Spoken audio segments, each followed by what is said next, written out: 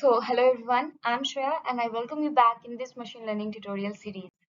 So, moving forward with unsupervised learning, as we have already discussed in the first video that machine learning is broadly categorized into three parts, that is supervised learning, unsupervised learning and reinforcement learning. So, in this lecture, we are going to move forward with unsupervised learning. So the basic difference between supervised learning and unsupervised learning is that in the unsupervised learning, the input data is not labeled. That is, we have only set of images. The label are not there with the input data.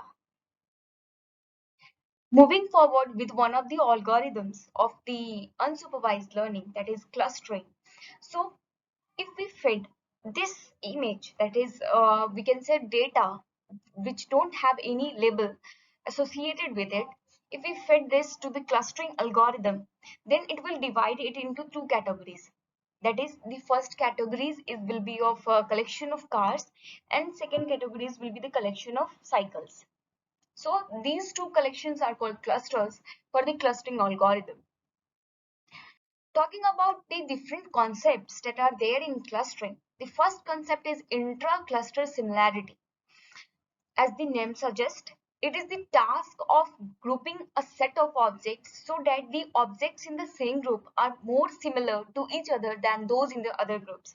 If we see, like in the previous slide, you may have noticed that the all the cars were collected together at in the same group. So they are all organized in a single cluster. Talking about the second, that is intercluster dissimilarity. It is the task of grouping a set of objects in different groups so that the objects in the same group are more similar to each other than those in the other groups.